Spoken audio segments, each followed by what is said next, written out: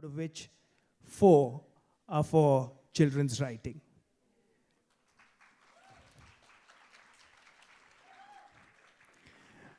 Before I go through each of the prizes and announce the winner, I'd like to thank our jury for taking their time and untiring effort to read all longlisted and shortlisted titles and make the difficult decisions between some wonderful books that has culminated with us today here at this awards ceremony.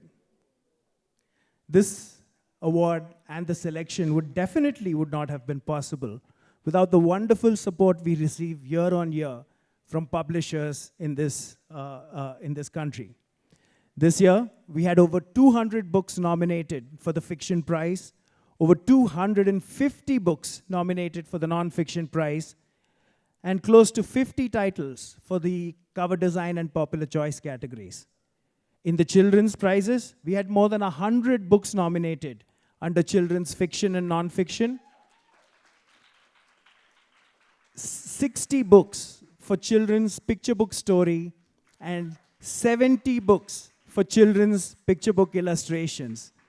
And this has helped us, Atta Galatta, me personally, discover some wonderful new young publishers who are coming out with, if I may, kick-ass books.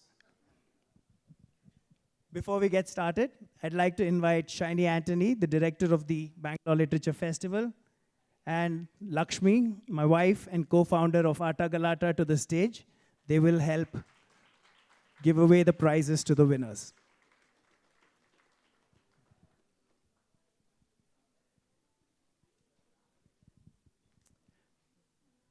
We started in 2015, so this makes the 10th consecutive year in which we're giving the prizes, and that makes me very, very proud. But let me start right away by announcing the winners of this year's prizes. Let's start with the children's prizes. I'm going to read a small citation about every book that was written by members of our jury before I announce the winners, and here goes.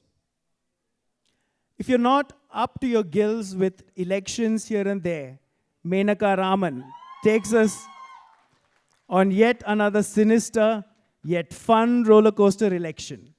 Her voice is young, her topic burning. She manages to etch out characters, each of whom are strikingly similar to blokes we see around us or have possibly seen in our school or college elections. Love to see the multiple stereotypes broken in one book. A delightful read. Winner of the Children's Book Prize for Fiction, Menaka Raman, for How to Win an Election, published by Duckbill, the children's imprint of Penguin Random House.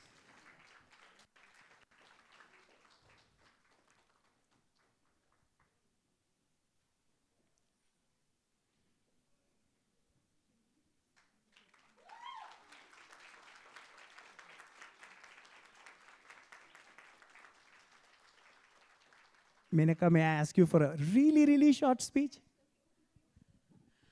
Thank you so much, Atta Galatta. Thank you, Bangalore Literature Festival. This is so cool. Okay, really, really quickly, thank you so much with all my love, Shayoni Basu, my editor, who took a really bit of an embarrassing first draft and turned it into this book. I love you so much. Thank you for saying yes. Thank you to all my editors who are here in the audience today, Sudeshna, Bijal, Aparna, Sanjana, you've edited me too. Thank you so much. Most of all, thank you to my amazing readers. I think kids are the coolest, funniest, smartest, most honest readers you will find anywhere. And I'm so lucky to be able to write for children. And thank you all so very much. Thank you. Thank you, Menaka. Menaka, at the end of the ceremony, I will also ask you to come up for a group picture.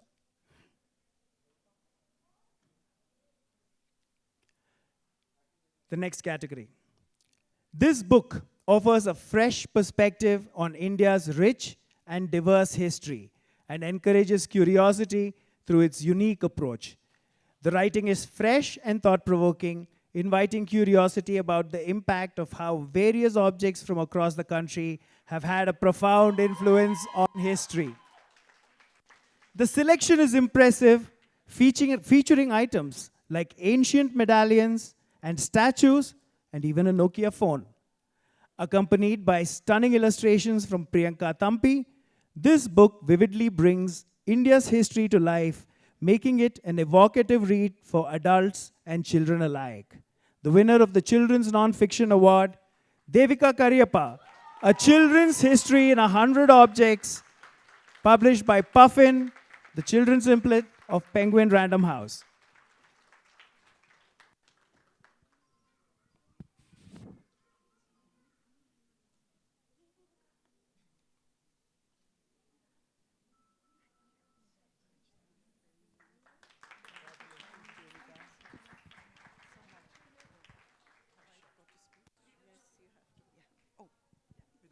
Without the mic?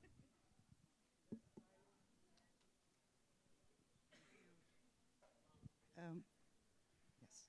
Thank you so much, Atta Galatta, Bangalore Lit Fest. It's quite overwhelming. This fabulous team at Penguin, Shoini Ghosh, Sushmita Chatterjee, Isha Nagar, and the lovely, lovely Priyanka Tampi, who really rose to the challenge of doing 100 illustrations for every one of my 100 objects. Really grateful. My mission in life continues to encourage young people to really love their history.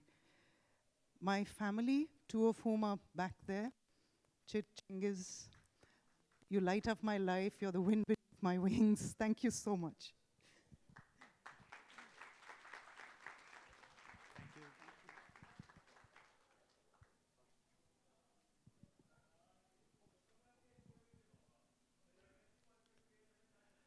This is the sort of book that engulfs you completely. You lose your mind in an Irula fishing village, in Muthu's inexplicably strong love for a rooster, and in Goondi's friendship with a girl. The story is a testimony to the fact that we're all connected and speaks to children about relationships and longing in a world full of material desires. One scene that tugged our heart was when Muthu buys a bus ticket even for Goondi, a refreshing perspective, very beautifully woven into a picture book. The children's picture book story category goes to Aditi Rao for Will Goondi Come Home, published by Tulika Books.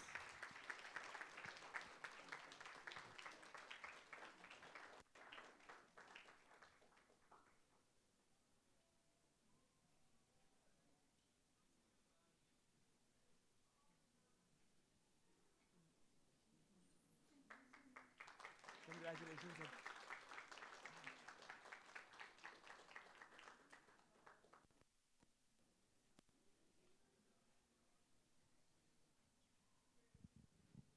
Thank you all so much. This is the first time I've won an award, and it makes it even more special that it's here with all of you. I'm so grateful that my parents and has come all the way, my family. I'd like to dedicate this to an actual child. Her name is Lakshmi. She lives in the Irular fishing village of Kulithamedu. I met her when I was doing research. And large parts of this book are true. I wrote it because even though I didn't go there to research this story, I wrote this because I came across a different life. And I think that there are so many parallel lives in our country. And most of us are not always aware of it because we all occupy our own little spaces. But there was this child, and there is this child. She's a little Irular girl. So there's Lakshmi, and this is dedicated to her and to Gundi. And I'm so grateful to my publishers for having faith in this story and for bringing it out there. Thank you all so much. Thank you, Bangalore Lit Fest and Atta Galatta.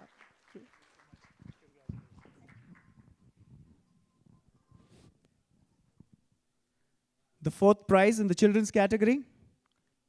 The illustrations make you fall in love with the protagonist of this book right from the cover. And that protagonist is not just the charming auto driver, but the city itself. With bold strokes and vibrant color, Sandhya's illustrations will instantly transport you to the bustling streets of Chennai. She brings life to the very essence of Chennai, the beach with its carousel and games, the railway station, the lighthouse, the cows that amble through the street, and even the rains. They're so evocative that you're left with a craving for a strong cup of filter coffee and a strand of Malipu. The winner of the children's picture book illustrations is Sandhya Prabhat for Asha the Auto Driver, also published by Tulika Books. Sandhya is not here, so I will ask Aditi to receive it on her behalf.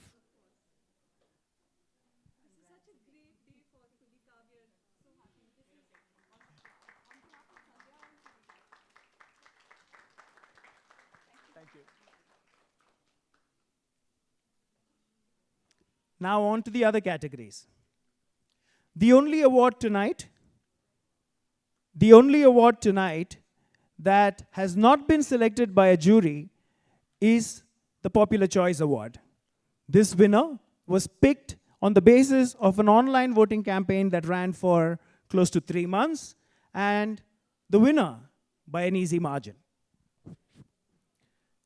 Paraphrasing some eminent writers here. Mainstream publishers are often accused of ignoring the claim of poets, and yet volumes of poetry continue to appear under prestigious imprints. But to add to these traditional publishing spaces for poetry are the emergent venues of cyberspace. Far from having been eclipsed by the digital media, poetry has found new audiences through the democratization across the internet and through social media, Twitter, and Instagram. It is no surprise, therefore, that for the second year in running, the winner of the Popular Choice Award is a book of poetry.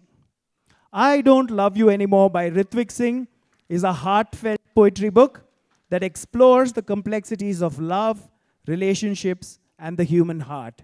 His Instagram Words of Ritwik has close to 600,000 followers and insane engagement. Let's publish more poetry, guys. The winner, I Don't Love You Anymore, Moving On and Living Your Best Life, Ritwik Singh, published by Penguin. Ritwik's not here. If Karthik is around, I would request him to maybe come and receive it on behalf of him, and we can send the trophy over to Ritwik. Karthik is here.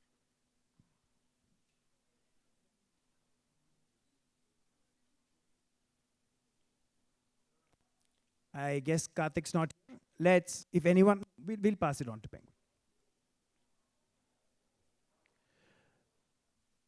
The next award. This dynamic, vibrant book cover truly is a winner.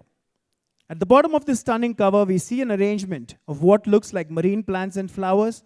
A giant pink whale erupts through the center of the bouquet, doing a backflip, and arms outstretched, throwing droplets of water as well as flowers into the air. The droplets sparkle all around it, creating the illusions of stars in the night sky.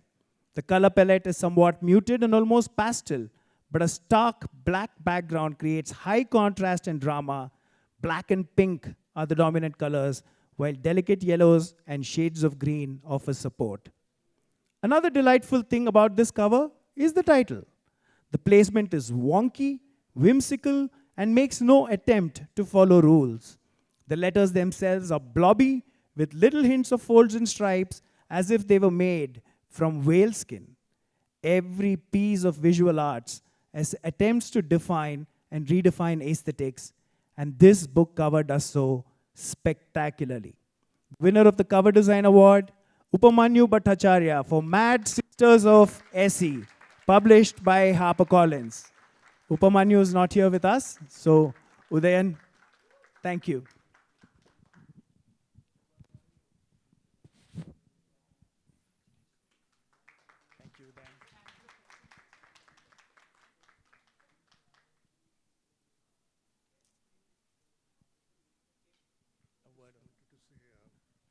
Yeah, I'm accepting it on behalf of Upamanyu.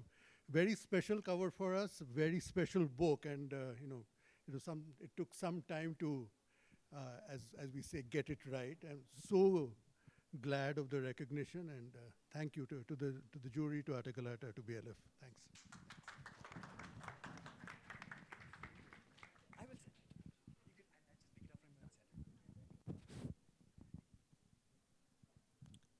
Now for the final two prizes for fiction and non-fiction. Moral policing of women's sexuality has long been the territory of men. But what has misogyny become with social media as a force multiplier? The answer, a lynch mob. The Chronicle of an Hour and a Half is a taut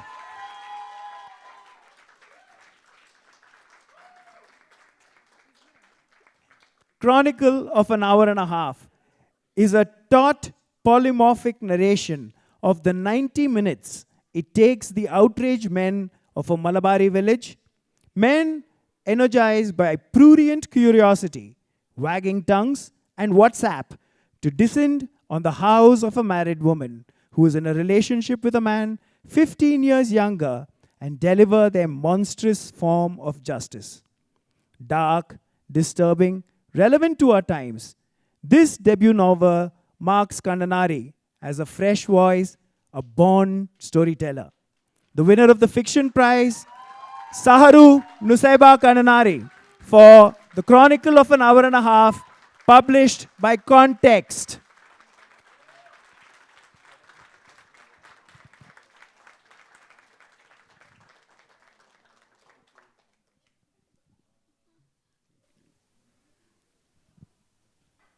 My congratulations to all the shortlistees. Ismail Darwesh, the translator of the book, V. Ramaswamy, Jayashree Kalatil, and Sandhya Mary, Tanya James, Shazaf Haider, Adharwa Pandit. Did I leave somebody? Me, myself, okay. And my agent, Himali Sodhi, and my editor at Suitable Agency, Amber Sahil, who has been the first friend to the book, whom the book was submitted, and who edited the book first. Westland, which was much like a family to the best family to the book it could find, and I congratulate and extend my gratitude to VK Karthika and Ajita GS, both brilliant editors. And it also hosts some of the finest people in publicity. And I extend my gratitude to Atrei Ghosh and Shivani Kaul, and Shaivendra and Shruti Jain as well at the Suitable Agency. My gratitude to my friends. I lived on my friends for a long time. Sushmita is here. She's a very close friend. Nikhil Govias, Soheb Niazi, etc., etc. My entire family, especially my mother, who was born in 1961 on a May day, and seemed to have spent a lifetime in tribute birthday. I have in me no knowledge of which I am prouder than the fact that I am her son, and she's my mother. And in accepting this award, I'm also celebrating my good fortune of being my mother's son.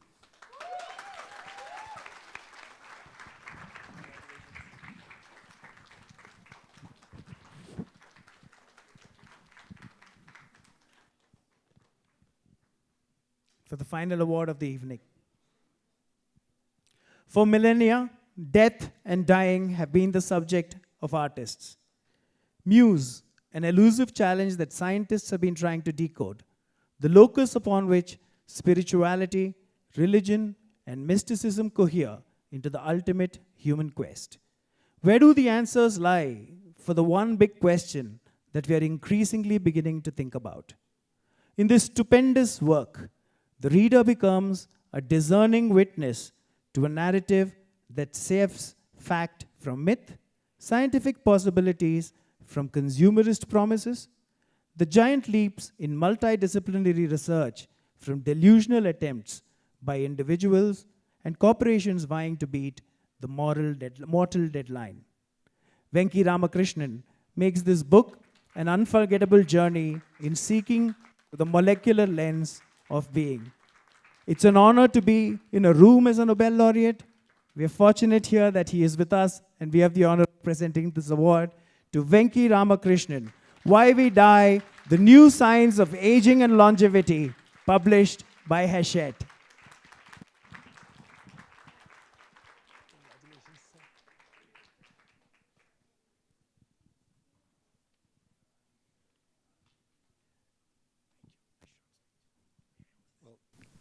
Thank you very much. I've never received an award for writing before, so this is a first.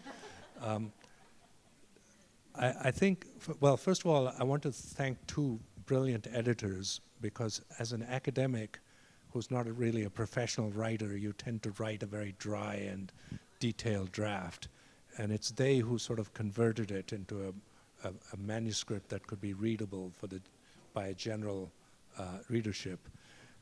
The two editors were Nick Amphlett at William Morrow in New York, and Kirti Topiwala, who's the editor at Hodder Press in London.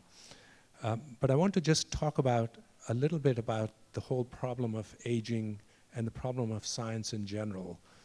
We're facing some big questions, and scientists themselves should try to stay above the fray, not as individuals. As individuals, of course, they have the right to support whatever party they want, but they shouldn't necessarily bring it, as part of a scientific organization. And I think it's very important that science retains broad support across society. And we're already seeing that breaking down in places like the US, where science has become seen as liberal, and Republicans are less trustful of science. And then that opens the door to all kinds of disinformation.